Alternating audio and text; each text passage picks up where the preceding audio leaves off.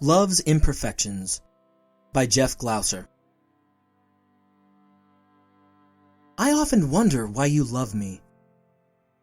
I know that you do, but I often wonder why.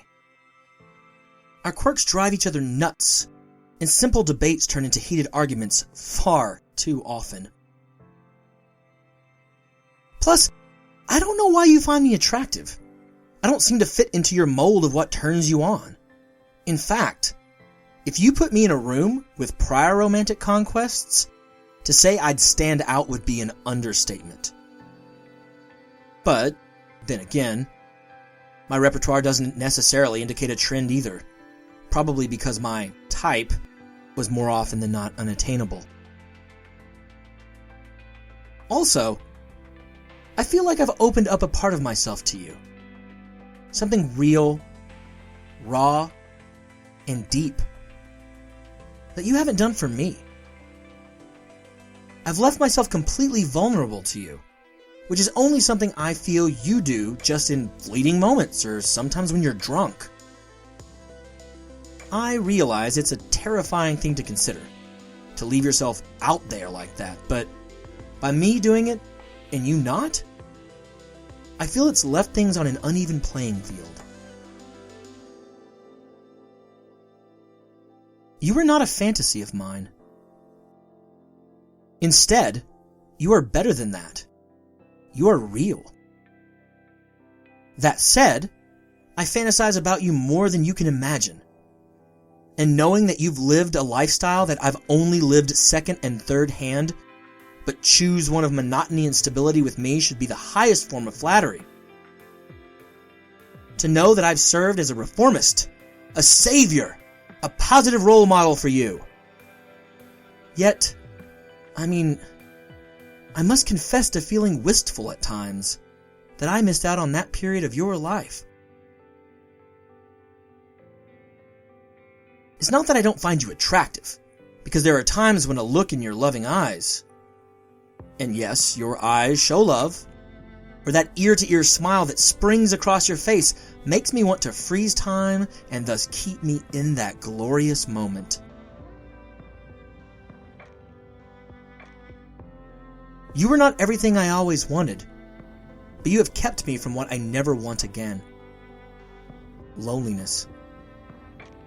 So, therefore, you are what I need.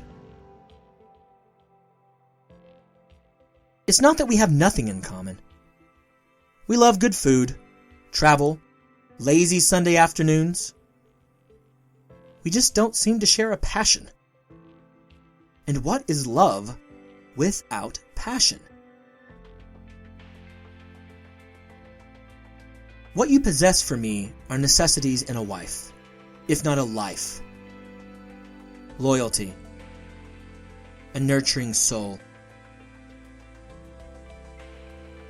supportiveness, and, of course, making me look good where I can on my own.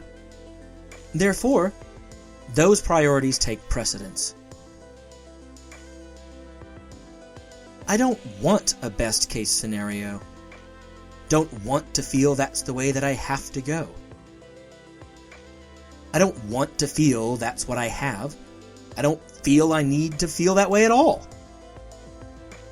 But I still don't know how to change how I feel, if that makes sense.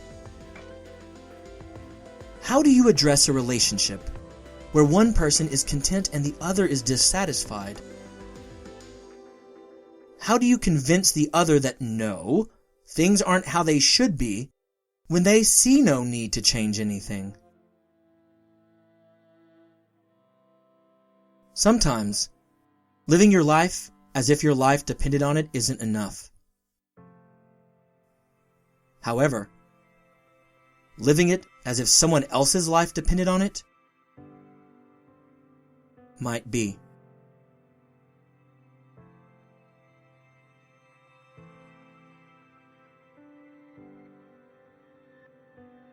Thank you for listening to Love's Imperfections by Jeff Glauser.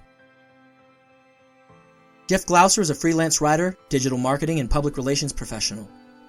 Over the past 20 years, his works have been featured in dozens of publications around the world. including regular contributions for the Associated Press and Bleacher Report. Jeff has previously served as an adjunct professor of composition and creative writing. He currently lives in St. Augustine, Florida with his family. The track behind Mr. Glauser's story this week was taken from the Free Music Archive. It is titled Traces, from the album Soundtrack for the Weary, Volume 1, by Hyson. The track is being used under an Attribution Non-Commercial No Derivatives 4.0 International License.